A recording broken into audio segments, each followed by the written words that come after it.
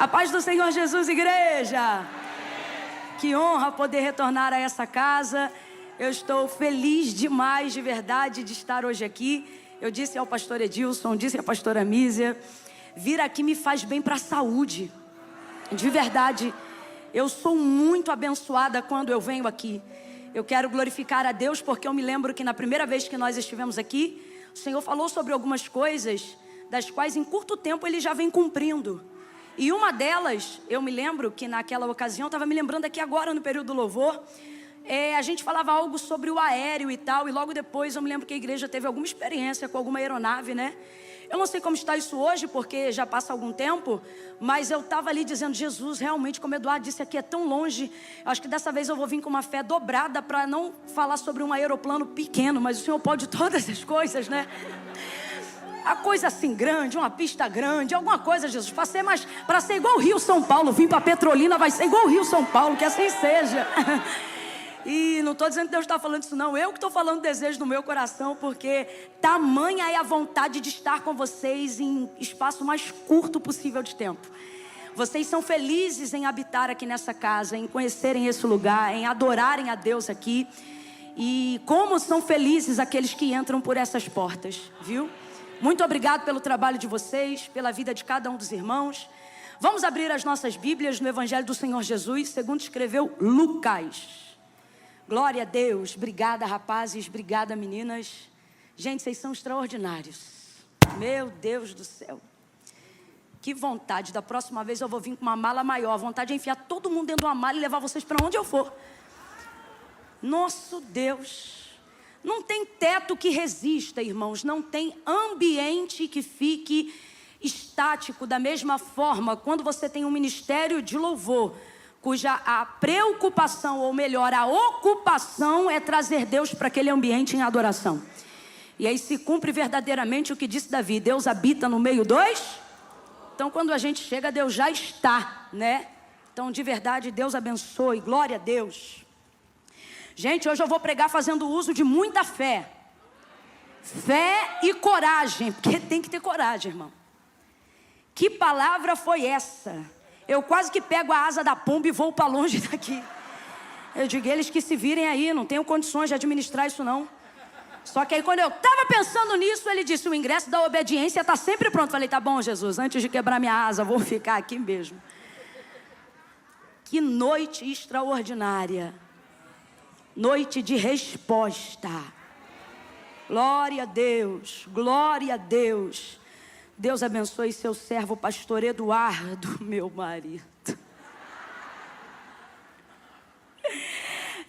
Esse profeta tem cama, mesa, candeeiro e esposa. Que alegria ser ministrada pela vida dele, de verdade. Meu Deus, que palavra, gente. Eu fico muito chocada.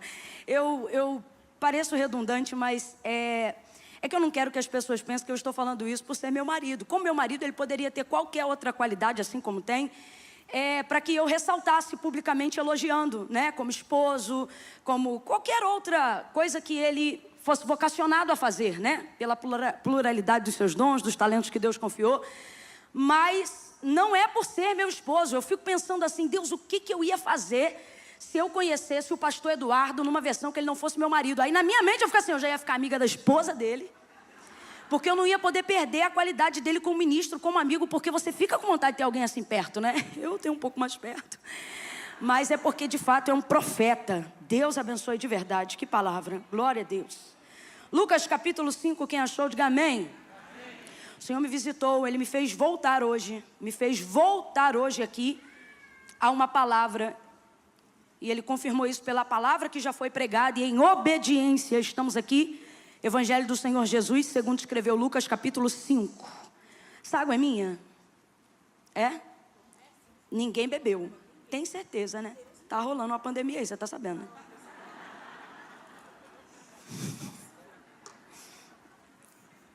Todos os irmãos que estão acompanhando com a gente agora ao vivo na internet.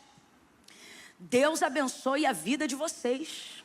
Vamos abençoar esse povo? Dizer que a mesma atmosfera que está aqui vai pairar essa semana inteira sobre a casa dele. E se isso está ligado, levante a sua mão e diga amém. Deus abençoe. Glória a Deus. Aleluia. Versos 2 em diante, diz assim o texto. E viu 2 barcos à beira da praia do lago, mas os pescadores, havendo desembarcado, lavavam as redes. E entrando em um dos barcos, que era o de Simão, pediu-lhe que o afastasse um pouco da praia. E assentando-se ensinava do barco a multidão. Quando acabou de falar, disse a Simão: faze-te ao mar alto e lançai as vossas redes para pescar. Respondeu-lhe Simão: mestre, havendo trabalhado toda a noite, nada apanhamos, mas sobre a tua palavra. Complete aí para mim, por favor. Mas sobre a tua... Eu não sei qual é a sua versão, mas diga a palavra comigo. Mas sobre a tua... Sobre a tua... Sobre a tua... Sobre a tua palavra lançarei as redes. E fazendo assim, colheram uma grande quantidade de peixes, e rompia-se-lhes a rede, de modo que fizeram sinal aos companheiros que estavam no outro barco, para que fossem ajudá-los. E eles foram e encheram ambos os barcos, de maneira tal que o barco quase ia a pique. E você diga amém por essa palavra. Os que estão de pé se assentem, glorificando a Deus nessa noite. Oh, aleluia, aleluia, glória a Deus. Essa pesca aqui você sabe, né? É a pesca maravilhosa, epígrafe do texto, ou seja, aquela parte que está em negrito. Na maior parte das Bíblias que tem isso, né? O intitulado da mensagem acima do contexto da história, vai estar escrito exatamente dessa forma: a pesca maravilhosa. Eu amo essa expressão porque não fala sobre a pesca da necessidade, não fala sobre o milagre da provisão, porque este milagre aqui não está baseado em necessidade.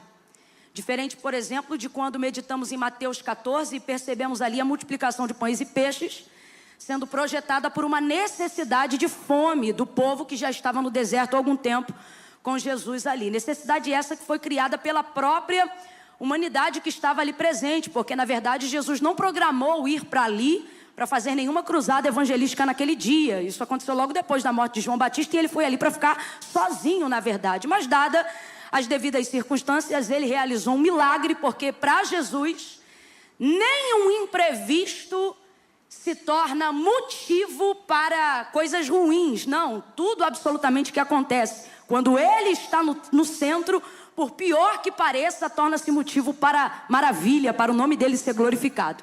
Mas a bem da verdade é que quando nós vemos ali a multiplicação dos pães e dos peixes, nós percebemos um milagre que a necessidade projeta, provoca, mostrando, inclusive, né? Fica a lição para a gente, né? Porque tudo que Jesus faz é pedagógico, de que na verdade necessidade não desestimula, mas provoca sim alguns milagres. Só que é muito importante, e é por isso que eu sou tão afeiçoada ao texto de Lucas capítulo 5. Quem me conhece sabe que eu amo esse texto. Eu sou muito afeiçoada a esse texto porque aqui fica muito claro a forma como a métrica do céu trabalha com a terra. E não é prioritariamente baseado em necessidade. A nossa mente, né, extremamente limitada, é que tem esse costume de acreditar que só necessidade provoca milagre. Volto a dizer, o exemplo aqui, né, a grosso modo, não estamos nem nos aprofundando teologicamente em todos os milagres que foram provocados por necessidade. Mas só aqui, lembrando no frescor aqui da memória, em Mateus 14, na verdade aquilo ali foi um improviso dentro da condição do povo. Não que Deus seja pego de forma surpresa, mas não expressa vontade prioritária. A vontade prioritária está no versículo anterior, dizendo que ele foi lá para ficar sozinho, ok? Agora veja, neste texto aqui, não é ninguém que vai apenas atrás de Jesus, mas Jesus, que sendo seguido por uma multidão que já estava acompanhando numa ministração da palavra, vai para agora a margem daquela praia ou daquele lago, dependendo aí da sua versão, e ele vai ministrar uma palavra naquela manhã. E ali não há, na verdade, a provocação da necessidade de um milagre, até porque a hora não motivava a necessidade de nada relacionado à comida. O texto é muito claro, era manhã. Chega ele ali e depois de ministrar vai liberar uma palavra para Simão, que já estava ali desde a madrugada daquele dia, trabalhando como sempre trabalhava. E ele é um pescador. E não é um pescador amador. É o ofício da sua vida, é a vocação que ele conhece e que ele pratica há tanto tempo. Então, se ele não pegasse absolutamente nenhum peixe naquele dia, naquela manhã, ele não passaria fome por causa disso. Você chega na casa de uma costureira, falta pano? Pode faltar o pano que você quer, mas falta tecido? Falta retalho? Falta linha? É o ofício dela. Você chega na casa de um pastor, você nunca encontra uma Bíblia só. Ele pode até não ter lido todas, mas vai ter no mínimo ali umas 4 versões. E alguém vai dizer, por que tanta Bíblia? É crente? Não, não é só crente, é crente, é pastor, espera-se mais dele. Então, quando você tem falta de algo numa área em que é a sua vocação, é a sua chamada, é a sua entrega, é o seu dia a dia, aquilo não tende a quebrar toda a sua vida por causa de um momento. O que eu estou querendo dizer aqui? Não há absolutamente provocação de necessidade para motivar Jesus a fazer esse milagre. Por isso a epígrafe desse texto não é a pesca necessária, é a pesca maravilhosa, porque isso sim move o céu prioritariamente. O que move o céu prioritariamente? É expectativa, desejo. Eu sempre digo isso, Deus não trabalha para quem precisa, Deus trabalha para quem deseja. Se houvesse trabalho de Deus, todas as vezes que se apresentasse uma necessidade, não haveria mais mendigos, não haveria mais doença, não haveria mais nenhum tipo de deficiência social entre as pessoas sobre a face da terra, porque nós vemos necessidade por todos os lados. Inclusive, o Deus que você vive dizendo que o adora, se você basear toda a sua fé acreditando que é necessidade que projeta e provoca milagre, esse Deus que você diz adorar, em pouco tempo você vai passar a odiá-lo. Porque você vai perceber necessidades latentes que não estão sendo supridas. Seja na sua vida ou seja na vida em comum de todas as pessoas. Porque Deus não trabalha baseado em necessidade. Deus não precisa que uma coisa fique muito ruim para ficar boa.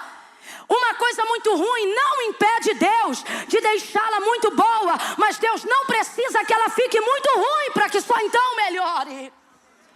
E a verdade é que por causa da crença limitante da nossa cultura, e eu falo sobre isso porque nós estamos envolvidos, né, em um país que tem envolvimento com escravidão, e por mais que nós não estejamos vivendo mais esses dias, a realidade é que isso limita o nosso alcance de graça. Pregamos a graça, falamos da graça, mas na verdade nós ficamos extremamente limitados, porque lá fora a gente cresce ouvindo o pai, a mãe, o patrão dizer: na casa do bom homem quem não trabalha não come. Então a gente passa a trabalhar para viver. De repente você é inserido na cultura do reino de Deus, e aqui ele diz: o trabalho é meu, os meus filhos descansam, sou eu que faço. Não é um ajuntamento de desocupados, é um ajuntamento de gente que sabe que não é porque tem mais do que merece, não deseja mais, mas não é porque não tem tudo o que quer, que fica sem desejar algo maior, porque sabe que Deus é poderoso para fazer infinitamente mais de tudo aquilo que pedimos ou pensamos. O Plenos 2022, ou todos os outros que já aconteceram antes desse, poderia ser lugar do milagre, lugar da busca, lugar da súplica, mas um dos motivos que me deixa feliz em estar aqui é saber que Plenos está ligado à plenitude, à abundância, à cabeça de alguém que não está numa crença limitante de escassez, que precisa vir. Ah, por que você veio? Ah, eu vim porque eu preciso de um milagre. Ah, eu vim porque eu preciso de uma porta aberta. Participe disso na campanha que tem toda semana. Hoje veio pra cá não apenas quem quer ver suprimento de necessidade, mas quem quer viver em peso de glória, debaixo de uma palavra que já está sobre nós. Ah, Camila, eu não tenho nem vontade de pedir nada para Deus. Ele sabe tudo que eu preciso. Por isso que tu não recebe. Deus não trabalha de acordo com o que você sabe. Deus trabalha de acordo com o que você pede, de acordo com o que você solicita. O problema é que você tem usado todo o seu tempo com Deus só para atendimento de necessidades. E Deus está dizendo: eu tenho tanta plenitude. Ele está dizendo: você me conheceu sendo Jesus da multiplicação. Deixa eu te mostrar o Jesus da pesca maravilhosa. Você me conheceu ouvindo pela dor. Você me conheceu dentro de um caminho de necessidades. E o meu coração se move de compaixão por aqueles que me buscam por motivos como esse. Mas não limite, o Senhor está dizendo para alguém aqui hoje, não limite o nosso relacionamento a pagar contas, a trocar de casa, a mudar de carro. Eu tenho abundância de alegria, prosperidade, honra, demandas sobre a sua vida que estão atrasadas. Eu quero colocar em dia, mas não apenas isso, eu quero te colocar à frente do tempo que você vive, aonde há uma comunidade de atrasados. Eu quero que você seja um visionário, eu quero que você esteja à frente, mas isso não vai acontecer se você achar que a única coisa que move a minha mão é a sua escassez. Isso não vai acontecer se você achar que a única coisa que torna o nosso relacionamento íntimo é a dor. A gente tem que parar com essa mania. Eu não vou mentir, o sofrimento é a escola do aprendizado. Aleluia. Mas relacionamento com Deus que não depende de circunstância é a escola da fidelidade. E Deus está dizendo, relacionamento a gente tem, nós só precisamos afunilar a nossa intimidade. Jesus chega na beira daquela praia e o texto diz que ele avista logo ao longe, antes mesmo de chegar, 2 barcos. Quantos barcos? Quantos barcos? 2 barcos. Ele já avistou, antes mesmo de chegar, 2 barcos. De novo, quantos barcos? Abra bem essa boca, quantos barcos? Antes de chegar, ele já avistou. Antes de chegar, ele já avistou. Antes, não pense que o que ele determinou para acontecer só vai acontecer quando ele chegar. Ele está dizendo, ei, a execução de qualquer projeto, empreendimento, até de entrega na sua vida espiritual, acerca de experiências profundas que você quer ter com Deus. E eu acho lindo ter liberdade para falar isso aqui, porque eu poderia falar só na material, mas Deus está falando comigo que tem gente aqui que para 2022 não pediu carro, não pediu dinheiro, não pediu casa, pediu aprofundamento espiritual, quer viver coisas que nunca viveu no reino de Deus. Então seja para qualquer área da sua vida, independente de quanto tempo de crente você tenha na presença de Deus, Ele está dizendo, ei, ao invés de esperar, cansado, triste, comece a vislumbrar de longe antes mesmo Deus chegar. Jesus vai chegar e de longe já contempla 2 barcos. O plano dele já está em andamento, por mais que ninguém perceba. Quando ele chega, ele vai terminar de ministrar aquela multidão que o seguia. Pede então o barco de Simão emprestado, afasta ele um pouquinho e de dentro do barco dele, ele começa a ministrar. Aí eu acho interessante que o verso 4, onde nós iniciamos a leitura dessa noite, o texto diz assim, e quando acabou de falar, disse a Simão. Parece até uma coisa assim tão oposta, né? Se acabou de falar, por que disse? Está falando com a multidão, com Simão ele vai falar outra coisa. É muito complicado quando você aqui não é a multidão, é o Simão, e nessa noite você é o Simão. E você vê ele falando, mas parece que nada te cabe, nada te serve. Você está onde ele está, você ouve o que ele fala, mas parece que aquilo não tem o poder de transformar e mudar a sua vida, simplesmente por um motivo. Parece que aquilo não diz respeito propriamente a você. E eu fico imaginando Simão lavando as redes, vendo aquele homem, o influenciador de todos os tempos, naquele tempo, tendo uma multidão que não depende de nenhum algoritmo, totalmente reunida, vendo ministrar. E deve ser engraçado, porque um pouco contraditório visualmente falando, ver alguém que fala tão bem, com tanta graça, com tanta simplicidade, aonde faz um catedrático abrir a boca e uma criança de 12 anos ao mesmo tempo entender o que está sendo dito sem mudar a mensagem. Deve ser um pouco estranho, porque o texto diz que ele não tinha aparência nem formosura, mas o seu rosto era como o rosto de qualquer um dos homens daqueles dias que trabalhavam. Jesus parece o pedreiro que fala como o rei. Parece a diarista que acabou de tampar numa faxina, mas que quando abre a boca o catedrático senta e diz, nunca ouvi nada igual. Há uma nobreza pobreza envolta numa capa de simplicidade que para um ignorante podia até dizer pobreza. Jesus faz qualquer pessoa que passar por ele parar para ver ou ouvi-lo. Felizes são os que ouvem. Porque ele é a junção de tanta coisa que a gente ainda está tentando montar.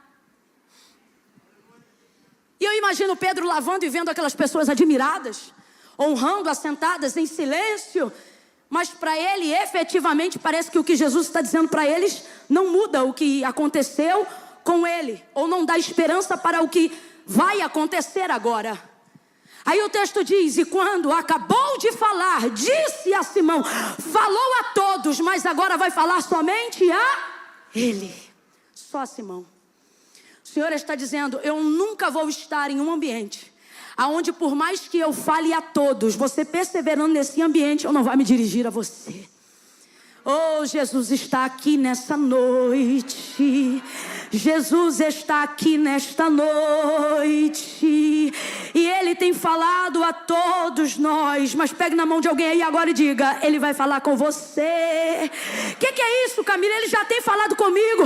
Eu estou falando individualmente acerca de algo que talvez você viu Ele falar sobre a vida dos outros, fazer sobre a vida dos outros. E você diz: será que nesse ano será meu nome que eu vou ver saindo da boca dele? Irmãos, eu nunca falei isso, apesar de ministrar tantas vezes neste texto.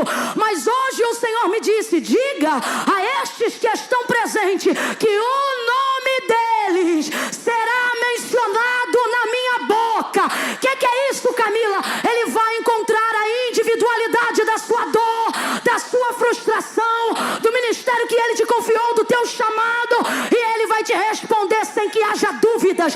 Esta palavra está na minha cabeça desde a hora que o ano começou. 2022 não será um ano de dúvidas. 2022 não será um ano de dúvidas. Acabou de falar a eles e disse a Simão: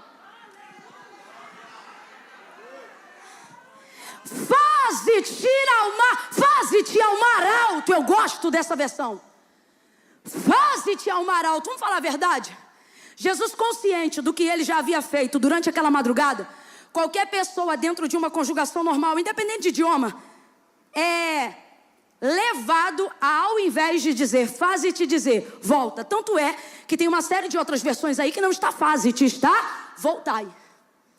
Se você viu uma pessoa fazer uma coisa, se você viu, e aquele não estava pessoalmente para ver, mas a sua onisciência de Deus já sabia tudo aquilo que ele havia feito e havia fracassado naquela madrugada. O Senhor então diz para ele: faze-te ao mar alto. Por que eu gosto muito dessa versão? Porque qualquer palavra que você espere de Deus para um avanço na sua vida, você nunca quer que ela comece dizendo volta. Todo mundo aqui, irmão, que é o Deus de Abraão, o que diz vai. Sim ou não? Sim ou não? Mas o Senhor, na verdade, vai mudar a vida de Pedro, não dizendo para ele vai, mas dizendo para ele volta. Volta. Só que essa versão aqui é mais inspiradora, porque ela não fala sobre ele refazer o que já fez. Ela fala sobre ele fazer mais uma vez. Entenda isso. Tem caminhos dos quais Deus está dizendo faze-te, mas para você a ideia de fazer de novo só está ligado a voltar ao mesmo lugar, a fazer a mesma oração. Só que o Senhor está dizendo, o que o Senhor está dizendo não é faça o mesmo, não. O que Ele está dizendo é faça mais uma vez. Isso aqui na verdade não é refaça, é faça de novo. Tem diferença, Camila, tem diferença. Faze-te aqui na boca de Jesus em direção à vida de Pedro não tem a ver com retrocesso, tem a ver com progresso.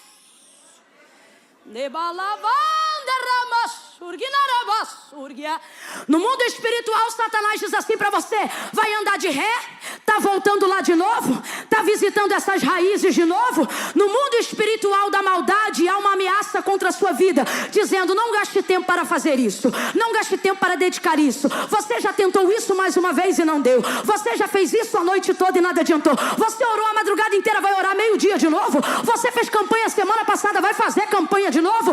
No mundo da maldade espiritual, a ameaça é: você está cansado de fazer de novo. Mas no mundo de Deus, o Senhor está dizendo: receba frescor para fazer algo, algo que você conhece como você nunca fez, algo que você já sabe fazer, mas você vai sentir o que nunca sentiu, vai realizar como nunca realizou. Pedro vai dizer ao Senhor: olha, havendo trabalhado toda a noite, nada apanhamos, mas sobre a tua palavra. Não é sobre o que não aconteceu, é sobre a palavra. Não é sobre o que eu não fiz antes, é sobre o que Ele está me mandando fazer agora. Você pode ter boas ideias, mas é a palavra de Deus que alinha o tempo para que elas sejam bem-sucedidas. Eu vou falar de novo. Você pode ter boas ideias, excelentes ideias, mas é a palavra de Deus que determina o sucesso na execução delas. Eu me lembro que há 2 anos atrás, antes da pandemia, no Plenos que estivemos aqui, o Senhor falou sobre Abraão, sobre Terá, seu pai. Quem estava aqui ainda lembra dessa palavra? Diga glória a Deus. E eu me lembro que naquela ocasião Terá sabia para onde ir, Canaã. Lembrem disso? Vocês se lembram disso? E ele sabia também como chegar, lembra disso? E ele chegou? Ele chegou. Terá, pai de Abraão, chegou. A ideia era boa e ele conhecia o caminho, mas ele não chegou. Abraão nunca idealizou, pelo menos não que se há registrado no texto sagrado, mas Deus disse: sai da tua terra, da tua parentela e vai para a terra onde eu vou te mostrar. Quem lembra que terra era essa? Canaã. E diga para mim, ele chegou ou não chegou? Chegou ou não chegou? Porque não é a referência aqui não é sobre o que não fizeram, não é mesmo sobre aquilo que eu mesmo já fiz, mas é sobre aquilo que Deus está me autorizando a fazer agora. Isso não é sobre o que eu gostei, isso não é sobre uma boa ideia que eu tive, isso aqui é sobre a palavra de Deus. Pedro já havia feito, Pedro sabia como fazer, só que ele deixa claro, não é sobre isso. Eu não vou agora voltar para o mesmo barco, para as mesmas redes e para o mesmo lugar, porque eu sei, eu quero deixar claro para o Senhor que eu só estou indo por causa da sua palavra, porque aquilo que aconteceu antes não vai me impedir de fazer o que o Senhor está me mandando fazer agora. Deus está visitando aqui agora pessoas que pensaram que o ano de 2022 seria um ano de repetir histórias por estarem vivendo cenários semelhantes com o que viveram no ano passado, mas assim diz o Senhor: o cenário é o mesmo, o barco é o mesmo, a rede é a mesma, mas a palavra é atual, a palavra é para este ano, a palavra é para agora, a palavra é para já. Não é sobre o barco, Pedro, não é sobre a rede, não é sobre a geografia marítima, é sobre a palavra. O problema é que Deus está te dando uma palavra hoje, mas a referência do cenário que você tem é antiga. Você diz: eu já ouvi algo assim e não aconteceu nada. Já estive numa igreja, numa conferência assim e não vi mudança nenhuma. Já entrei numa campanha assim, já dei uma oferta assim. Já fiz algo assim, mas não aconteceu? Você está parecendo Marta, recebendo Jesus no dia da ressurreição de Lázaro. Jesus vem para ressuscitar e Marta cheia de referência do passado. Jesus entra em Betânia e ele diz 16 estádios antes para os seus discípulos: Lázaro está morto, mas eu vou ressuscitá-lo. Diga para mim, Jesus depende de alguém para ressuscitar Lázaro? Mas ele não ressuscita enquanto não injeta fé no coração de quem ele não depende. Não, é só você prestar atenção. Jesus disse 16 estádios antes para os seus discípulos que não queriam voltar à aldeia: Lázaro está morto, mas eu vou ressuscitá-lo. Então ele já decidiu ressuscitá-lo, sim ou não? Dependia da fé de Marta para isso? Dependia da fé de Maria para isso? Dependia de algum dos seus discípulos para isso? A decisão já estava tomada. Aí você diz, se a palavra de Deus é a verdade sobre mim, por que ele não faz o que ele quer? Ele diz, porque eu posso fazer tudo que eu quero. Inclusive a decisão sobre a tua vida eu já tomei, mas não vou para a porta da sepultura enquanto você não ativar a sua fé. Enquanto você não olhar para onde eu estou olhando. Enquanto você não for capaz de ver aquilo que eu estou vendo. Enquanto você não for capaz de executar aquilo que eu estou te mandando. Porque fé não é sobre realizar, é sobre obedecer. Quando ele chega na aldeia, Marta diz, se o Senhor estivesse aqui, ó, passado, estivesse. Se o Senhor estivesse aqui, meu irmão não teria morrido. Eu acho tão lindo que Jesus conjuga a palavra o tempo todo, inspirando a fé dela e no presente. Ele diz assim, Marta, teu irmão vai ressuscitar. Olha isso, vai. Aí ela diz assim, eu sei, na colocação do grego está, eu creio, então tem fé, mas está toda errada. Naquele grande dia... Ela pega o que Jesus quer fazer agora e joga para que dia? Futuro, aquele grande dia. E ela pensa que o que aconteceu no passado vai impedir o que ele quer fazer no... É só você ver, ó. Se o Senhor estivesse... Sabe o que ele está dizendo? Eu creio tanto em ti, que se o Senhor tivesse chegado antes... Imagina Pedro dizendo para Jesus, se o Senhor tivesse vindo na madrugada...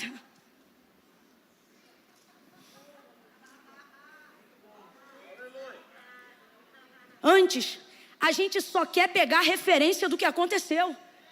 Porque a sua experiência não é com o que dizem, é com o que você vive. O que legitima tuas experiências, tuas autoridades, teu testemunho de vida não é o que você sabe, é o que você vive. Sim ou não?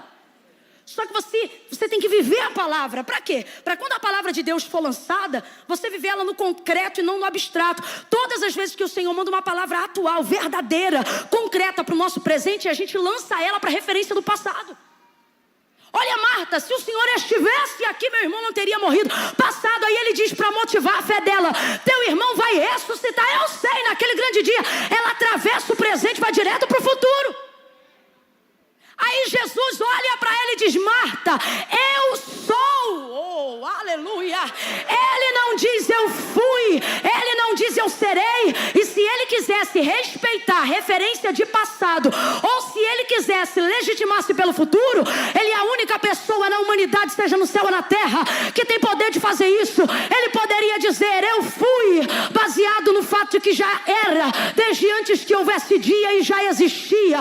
Ele poderia ter dito, quando o Senhor disse que o cordeiro já estava preparado antes da fundação do mundo.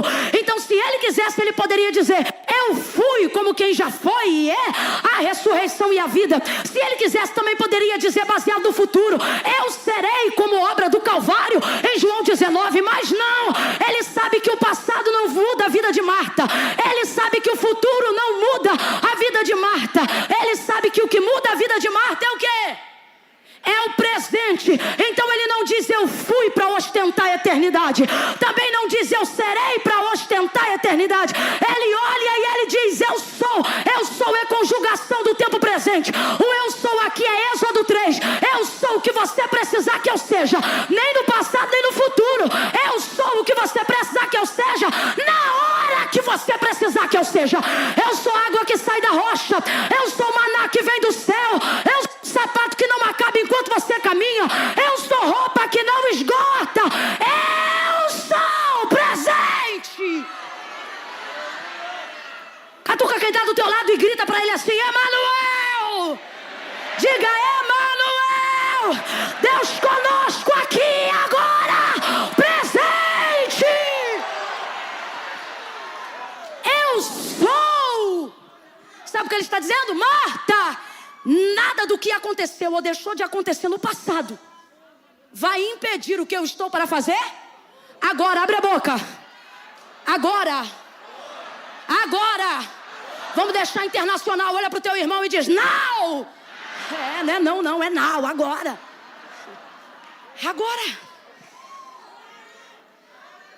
E se eu te dissesse que neste ano de 2000...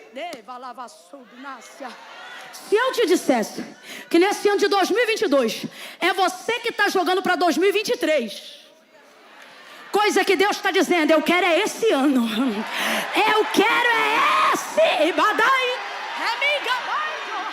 Ele está dizendo, ei, Você não precisa de fé para ver eu fazer o que disse que faria. Abre a mente, vou falar de novo.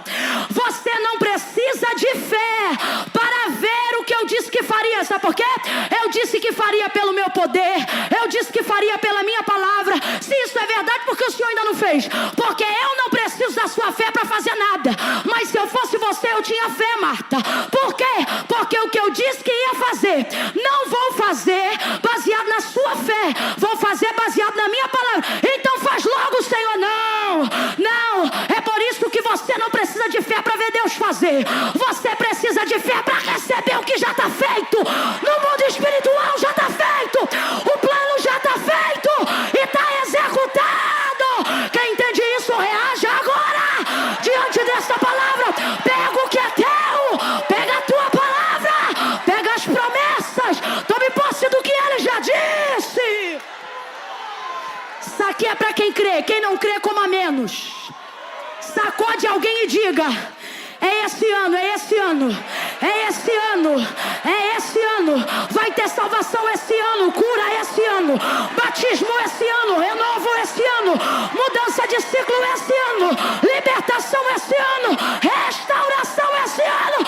Esse filho volta para a casa de Deus esse ano. É esse ano. O nome de Deus é já. Complete aí, Petrolina. O nome de Deus é. O nome de Deus é. O nome de Deus é. Sai do passado. 2022 ele não repete história. 2022 ele não repete história.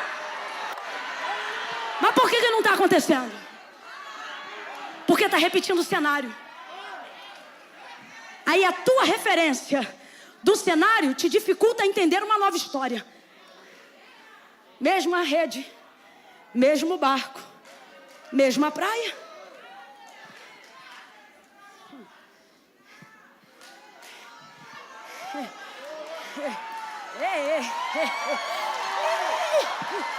Meu Deus! Camila, fale aí alguma coisa. Pera que eu também tenho meu momento. Fala comigo também.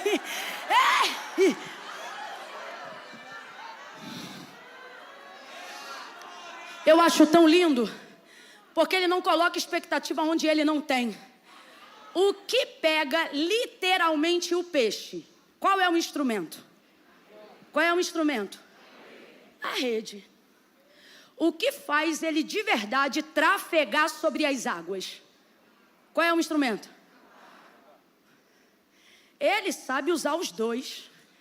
Ele tem os dois.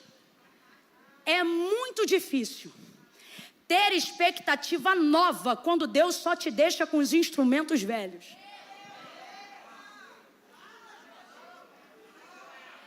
Por isso que de vez em quando nossa referência fica meio perdida. O tempo é novo, a palavra é agora, a profecia é para esses dias. Mas a referência dos instrumentos que não mudam, por quê?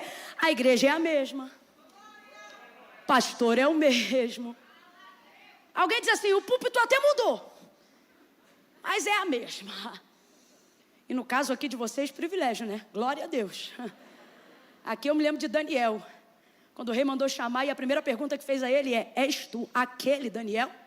Eu espero entrar naquele lugar que passa ali na hora da oferta, naquele triângulo que Deus mostrou quando nem mapa a gente tinha, e poder olhar para a Verbo em Petrolina ali e dizer: o púlpito mudou, as cadeiras mudaram, o som mudou, mas vocês ainda são os mesmos íntegros, honestos, efusivos, pungentes.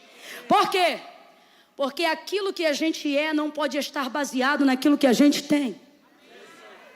Por isso a sua expectativa não pode apoiar-se em instrumentos novos, em dons novos, em cultos novos, em pessoas novas. É isso que está atrapalhando o seu nível de projeção para ver e viver as maravilhas que Pedro viveu nesse dia, no mesmo dia que o Senhor o chamou.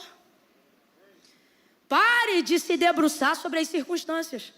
Agora, veja como Deus não manipula expectativas, mesmo tendo Ele todo o poder. Diga para mim com inteligência, Jesus sabia que apesar de voltar para o mesmo mar, para o mesmo barco, para as mesmas redes, Pedro iria fazer a maior pesca que já fez na sua vida, sim ou não? Sim ou não? Seria natural de qualquer pessoa a quem você quer exigir ou motivar, trazer esperança, né? Expectação. Você motivar essa pessoa. Como você quer obrigar seu filho, não vou nem dizer obrigar, mas impelir o seu filho a repetir, a fazer novamente uma coisa que ele já fez. Só que para ter sucesso, você quer que ele faça melhor, quer que ele faça com um novo empenho, ok? Com uma nova expectativa. E aí, normalmente, equivocadamente, achando que é pedagogia, que é ensino, você diz assim, vai porque agora vai dar certo. Vai porque agora eu vou te dar isso. Vai porque agora eu vou te dar aquilo. E você percebe que Jesus não trabalha na expectativa de Pedro, não. Eu vou perguntar de novo. Jesus sabia ou não sabia que ele iria fazer a maior pesca da sua vida? Sim ou não? Sim ou não? Mas Jesus não diz, vai, porque agora você vai ver que vai valer a pena. Vai, porque agora você vai pegar a maior quantidade de peixes que você já pegou na vida. Vai, porque agora vai ser... Não, Jesus só diz, volta. Se eu fosse resumir, e faz de novo. O que você já fez antes de eu chegar? Aí às vezes a gente diz, e qual é a diferença? A diferença é que dessa vez, eu cheguei. A diferença é que dessa vez, você está debaixo de uma... Então, como ter expectativa nova, quando Ele me manda fazer uma coisa que eu já fazia? Como ter uma expectativa nova, quando eu venho para o Plenos e quero ouvir Deus dizer, pare de orar por essa pessoa. E Ele diz, continue orando por este homem. E aí você pensa, de que jeito? E Ele diz, do mesmo jeito que você vem orando sempre. É complicado, sim ou não? Jesus não mexe no resultado para aumentar a expectativa de Pedro. Quer melhorar a motivação de alguém? Antecipa para ela o resultado. E a motivação muda. Muda ou não muda? Ora, se muda, por que não fez? Já foi pregado aqui. Eu vou considerar o voo que o pastor Eduardo pregou, né? A altura. Ele disse, no voo você desfruta, mas é embaixo que você aprende, ele disse. Na escola de Deus é assim. Milagre, ainda mais esse, não é para Jesus aparecer. Pense numa pessoa que não precisa se autoafirmar como Deus, é Jesus. Despojou, parece que eu vejo o pai dizendo, filho, leva pelo menos isso aqui. Não, eu não vou levar nada.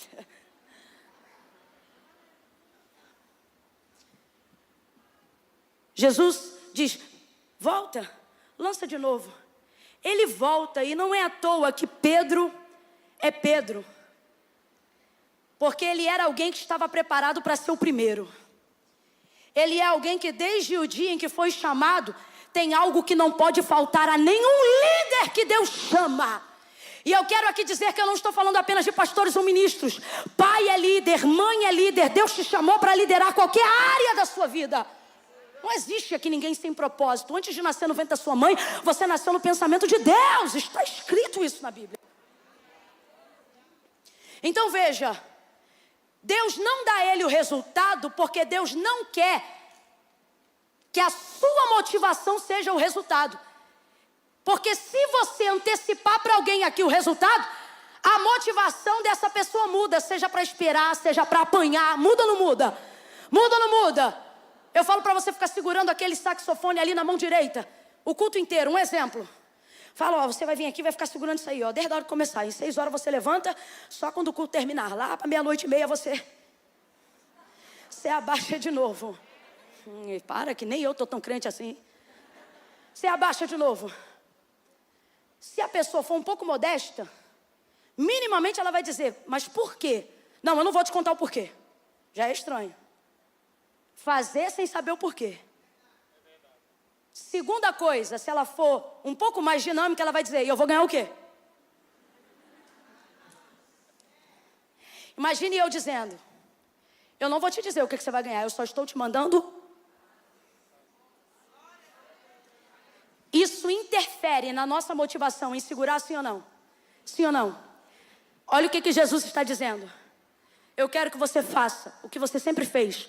só que agora debaixo de uma palavra. Mas eu não vou te dizer qual é o resultado. Por quê? Porque para o mundo os resultados importam. Para mim é a sua obediência. É o seu método. É aquilo que eu estou mandando você fazer. Existem coisas na sua vida que só estão atrasadas. Só não estão vivendo o já de Deus. Porque você está esperando Deus te antecipar o resultado para você se adiantar no projeto. E Deus está dizendo, você quer ver? Eu vou dar aqui uma palavra que quem é da verbo vai entender. Quem é do rema então vai entender 2 vezes.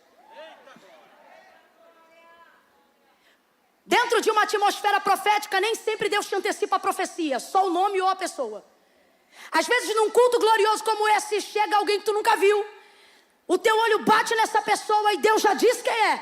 No sentido de dizer, levanta em algum momento que cabe na liturgia do culto, porque Deus não é bagunça. E diz assim, vai lá, Deus, o Espírito Santo falando com você. Vai lá agora e toca no ombro dele. Vai lá agora, e o culto inteiro, já passou 5 minutos, Deus dizendo, levanta e vai. Levanta e vai. Quem aqui é profeta e já passou por isso, sabe do que eu estou falando. Você olha para alguém que você não conhece, você não sabe o que Deus quer falar, só que Deus está dizendo já uns 5 minutos no culto, levanta e vai. Tu te agonia de um lado, te agonia do outro, e tu não levanta, e ele diz, levanta e vai, toca naquela pessoa. Meu irmão, pode ter 1000 pessoas na igreja, mas você sabe, é aquela dali de blusa verde limão, saia rosa e cabelo pro alto. Você pensa, tá ali na tua frente, e Deus dizendo, vai lá agora porque eu vou te usar para ela. Vai lá agora porque você vai ser profeta na vida dela. E você tá lá dizendo, tá bom Deus, eu vou. E por que não foi ainda? Porque você fica esperando a profecia. Olha os profetas aí. Aí às vezes numa atmosfera como essa acontece isso aqui, num ambiente espiritual. Alguém que não é mais você, depois de um tempo, levanta e vai naquela pessoa que Deus deu para você. Se é profeta, sente vergonha. Se é covarde, sente alívio. Você diz, olha lá, que alívio, Deus mandou alguém. Covarde. Se é profeta, você diz, que vergonha, Deus falou comigo. E eu não fui. Aí numa outra experiência, se for profeta mesmo e ficar envergonhado, Deus diz assim, levanta, tu nem sabe para ir para onde, tu já, Eu me lembro de dias que eu queria tanto ir pra rua, porque eu não sei o que tinha na década de 80 na rua, que a nossa alegria era ficar na rua. Quando minha mãe pegava um dinheiro e dizia assim, vai na padaria. Diante de Deus, eu me lembro disso acontecer várias vezes, a gente corre. E minha mãe dizia, menino, espera, não falei o que é ainda. Tá, fala aí o que é pra comprar, vontade. Aí numa outra experiência, Deus diz, levanta. Você levanta, já tá pronto. É aquele ali. Você espera Deus falar? Aí você vai viver a segunda experiência que todo profeta já viveu um dia. É ir caminhando sem saber o que vai dizer.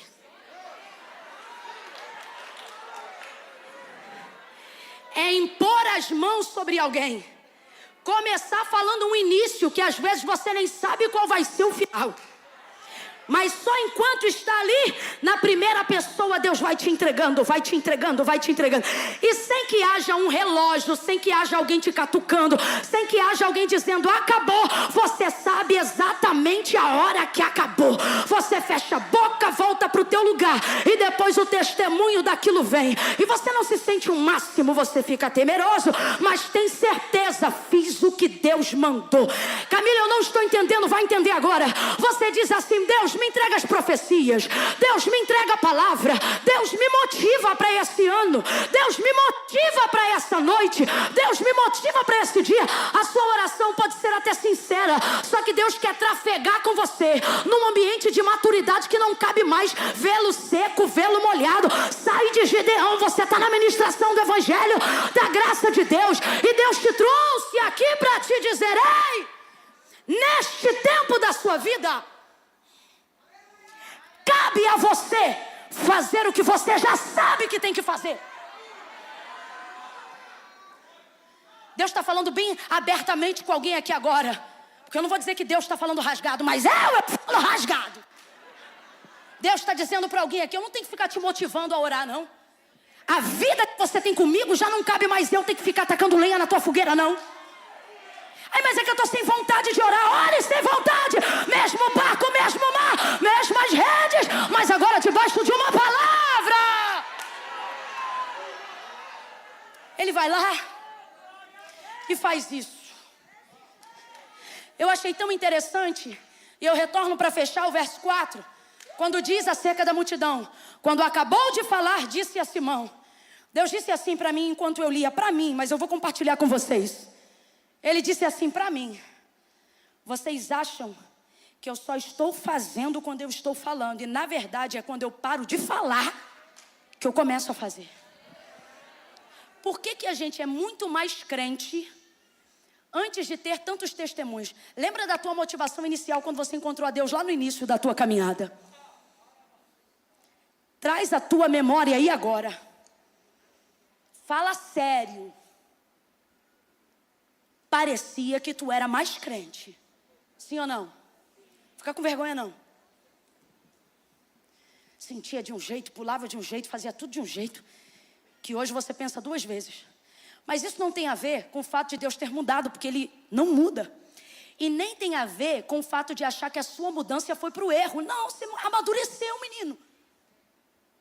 Você amadureceu. Tem gente que acha que você só é profeta se for menino a vida inteira. Não, você amadureceu. Só que existem algumas coisas nesse processo que dentro da maturidade você já deveria ter entendido. Que é o quê? A necessidade de Deus não mais ter que ficar falando com você como falava antes. E isso não determina que vocês não se comunicam. Determina que a intimidade transcendeu. O que isso significa? Quando você é de fato íntimo de alguém, você começa a saber o que essa pessoa quer sem que ela tenha aqui. Mulheres que têm intimidade com o marido, tempo de relacionamento, tempo de qualidade, porque anos de casado e vida íntima são coisas diferentes. Então aqui, para quem vive casamento, eu conheci uma irmã um tempo atrás que ela disse assim: você acredita, Camila, que dependendo da passada dele, quando eu ouço no corredor ele chegar em casa, eu já sei se ele está bem ou se ele está mal, pelo jeito de andar, pela respiração. O que antes precisava ser dito, agora é visto nos sinais, porque você tem o quê? Sim ou não? Deus está dizendo: você trata comigo hoje como se todo o tempo que a gente passou junto não tivesse servido para nada. Parece que você orou, viveu comigo, e agora, porque eu não falo mais com você como eu falava, você diz que a gente não tem intimidade. Quando na verdade agora você está apto para os sinais que eu tenho te dado. Voltai. E isso não será retroceder. Isso será ter uma motivação nova para continuar fazendo algo antigo. E ele vai viver algo novo e extraordinário, que iniciamos aqui chamando de pesca maravilhosa, como diz a palavra de Deus. Não precisou trocar o barco, não precisou mudar a rede, não precisou alterar o método, só precisou obedecer. Prega para alguém aí agora e diga para essa pessoa: não precisa pular do barco, não precisa trocar a rede. Diga, não precisa. Diga, só precisa. Fala com ele, só precisa. Grita aí para ele, diga, só precisa. Obedecer. Obedeça o Deus que já determinou a tua multiplicação, o teu crescimento, a tua prosperidade, o teu sucesso físico, emocional, ministerial. Ah, Camila, eu não acredito nisso.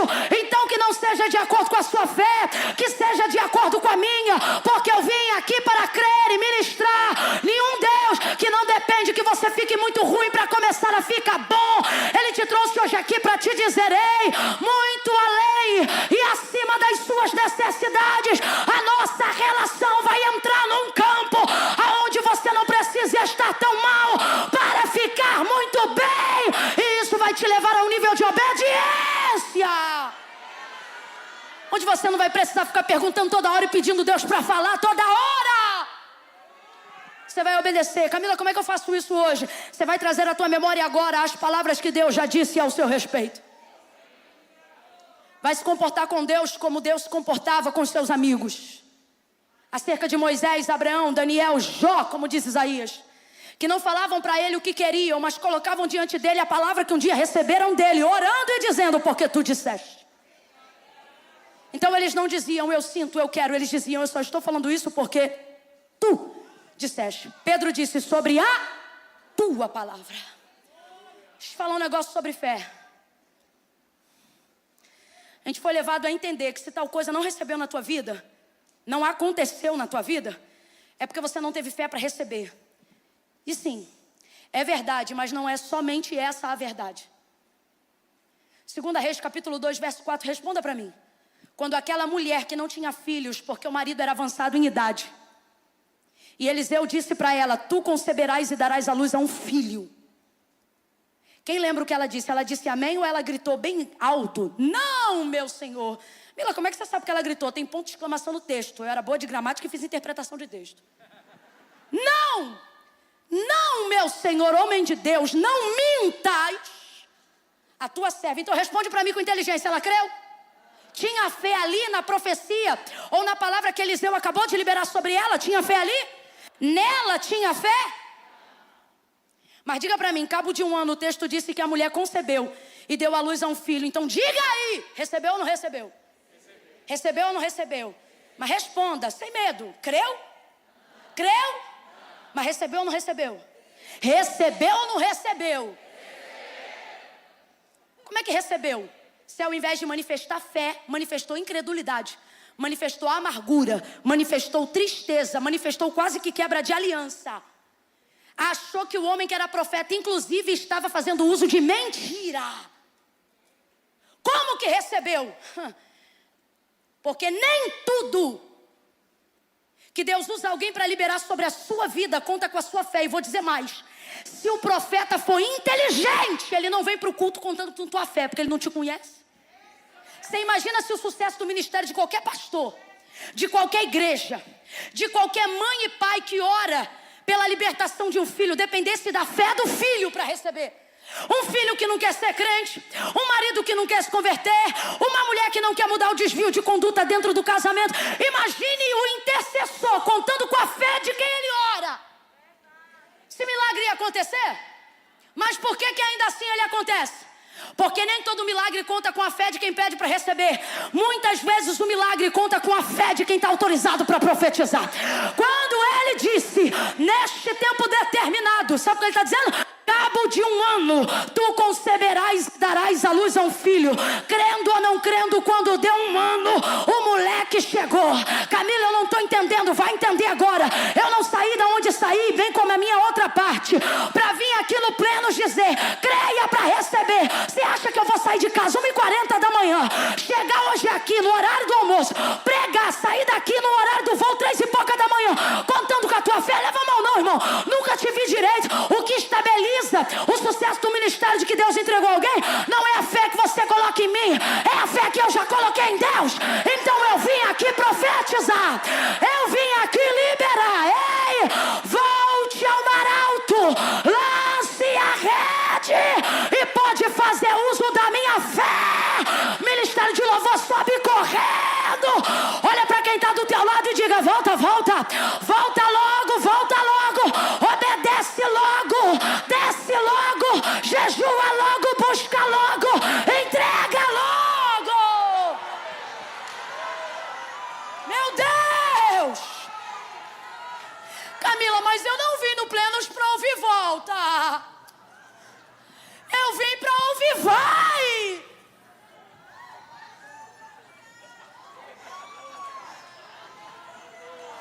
Quem vai chegar mais rápido? Presta atenção. Quem viu que errou e fez o retorno? Ou quem vê o GPS dizendo retorno, retorno, e continua avançando achando que vai encontrar um atalho? Viu o retorno, entra logo, até porque isso não é sobre ter carro, é sobre ter combustível.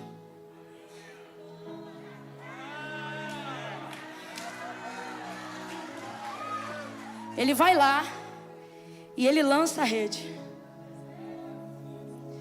Sinceramente, eu não acredito que a expectativa de Pedro estava lá essas coisas. Não, estou jogando a real. Você trabalhou a noite inteira. Ele ainda não conhecia os milagres de Jesus, não. Gente, depois que ele pega e vê a quantidade de peixe, ele vê que não está diante de um homem comum, mas ainda assim não sabe que é Deus. Olha o que ele diz: afasta-te de mim, porque eu sou um homem pecador. Aí eu vou te perguntar, ele sabia quem era Jesus? Ele não sabia. Ele não sabia. Então eu não consigo ver a expectativa de Pedro lá em cima, para poder dizer assim, eu vou, porque esse homem, ele não tem referência nenhuma desse homem. Não tem. Ele só sabe que esse homem liberou uma, e a referência dele é que num horário daquele, tem uma multidão de gente em volta de um homem com semblante de um proletário comum da sociedade. Então assim, tem alguma expectativa? Tem. Mas eu não acredito que tem expectativa de que ele vai viver o que vai viver agora, não. Aí você diz, Camila, se eu não tenho toda essa expectativa, onde está a minha garantia de que eu vou viver isso? Na sua obediência. Você não tem que se preocupar com o resultado, você tem que se preocupar com o método, com a sua entrega. Quando você usa o seu tempo para obedecer, o resultado não interfere no que vai acontecer depois. Não, escuta. Quando você sabe que deu tudo de si para obedecer um comando, o resultado pode frustrar todo mundo. E você pode ficar até um pouco triste dizendo, não imaginava que isso ia acontecer. Mas quem não deu tudo de si vai dormir mal. Mas quem deu tudo de si, com resultado bom ou não, dorme bem, dizendo, eu sei que eu dei tudo de mim. Tô mentindo? É verdade. Porque isso não é sobre o que eu ganho no final, é sobre como eu me comporto no durante. Olha pra cá. A paz que você procura não está numa conta lotada de dinheiro. O que difere um bilionário que não consegue dormir, como disse Salomão em Provérbios, e o que difere um homem que só tem um bocado de pão da semana, é que um tem o resultado, mas o outro tem a paz que só desfruta quem viveu o processo integramente. Ele volta, lança, puxa. O sinal da rede romper não é que Deus não está com ele. É só o sinal para ele lembrar que quando Jesus chegou à beira da praia, ele viu quantos barcos? Quem lembra? Quantos barcos? Não é porque Deus está usando o teu barco, o teu ministério, tua empresa, tua família, que no final das contas isso é só sobre você. Deus está dizendo, sabe por que eu estou deixando a rede de algumas pessoas aqui que já começaram a obter alguns resultados pela obediência rasgar? Não é porque eu não estou mais com vocês, é porque vocês viram tanto peixe, tanto resultado, que se a rede não rasgasse, vocês não dividiam, não compartilhavam. Porque olha o que o texto diz, que quando Jesus chegou à beira da praia, ele viu quantos barcos? Quantos barcos? Às vezes ele fala tanto só com a gente, que a gente pensa que isso é só sobre a gente. Só que nada do que Jesus vê, ele desconsidera. Se ele vê, ele considera. Tem gente na tua casa, tem gente na tua empresa, tem gente nos teus negócios, tem gente na igreja que você congrega, que você pensa, não, isso é sobre a minha lágrima, sobre a minha dor, sobre a minha obediência. O Senhor está dizendo, a palavra está sobre você, mas o resultado pode ser estendido na tua comunidade. O resultado pode derramar sobre o teu pastor, o resultado pode derramar sobre a tua igreja. Mais do que isso, o resultado deve ser compartilhado. E sabe como eu aprendi isso? Na oração do Pai Nosso. Perceba, tudo que vem de mim eu posso chamar de meu. Sim ou não? Sim ou não? Mas tudo que vem de Deus, ainda que recaia sobre mim, tira de mim o direito de dizer que é meu, e obrigatoriamente eu preciso dizer que é. O Pai, antes do Calvário, antes de Jesus ir ao Calvário, e a graça seja a graça salvífica que hoje é sobre todos nós, antes do Calvário, tornava o Pai de todos nós. O Pai era de quem? Abre a mente, o Pai era de quem? O Calvário reatou, trouxe, mas o Pai era de quem? Só que quando Pedro disse, nos ensina a orar, ele disse, entra no quarto. Ele disse, Pai meu, se eu fui enviado por Ele a vocês, então o Pai não é meu, porque tudo que vem de Deus para nós não é meu, é Pai nosso que está no céu. E ele continua, santificado seja o teu nome, venha a nós o teu reino, seja feita a tua vontade. Daqui para lá é tudo dele. Daqui para assim na terra como é no céu. Aí agora olha o que vem do céu: o pão de cada dia dar-nos hoje. Aquele pão que Jesus multiplicou lá em Mateus 14. Ele não disse: o pão é meu. Ele disse: reparte, senta todo mundo, porque o pão é o vinho que ele multiplicou nas bodas de Caná de Galileia. Alguém ali podia dizer: o vinho é meu? Não, porque foi milagre. O vinho é tudo que vem de Deus para nós.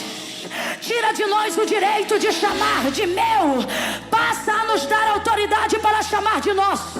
Se você for um egoísta, isso será um problema. A rede vai rasgar e você vai perder, mesmo que tenha recebido da mão do próprio Deus. Mas se você for um visionário como Jesus, que trabalha com um, mas reparte com dois, com três, que planta um, mas que colhe 100, 30, 60, tudo de problemático e de complicado que aparecer no processo da sua obediência não será destruição, como já foi pregado aqui, será apenas um sinal para Deus dizer: ei, reparte, compartilha, pede ajuda, faz sinal, chama os companheiros. Olha para quem está do teu lado agora e diga assim: só vai rasgar se você não me chamar. Profetiza aí para quem Deus já começou a autorizar a prosperar e diga assim: se me chamar, para de rasgar. Se me chamar, para de rasgar. Você vai parar de perder hoje quando começar a compartilhar aquilo que o céu já derramou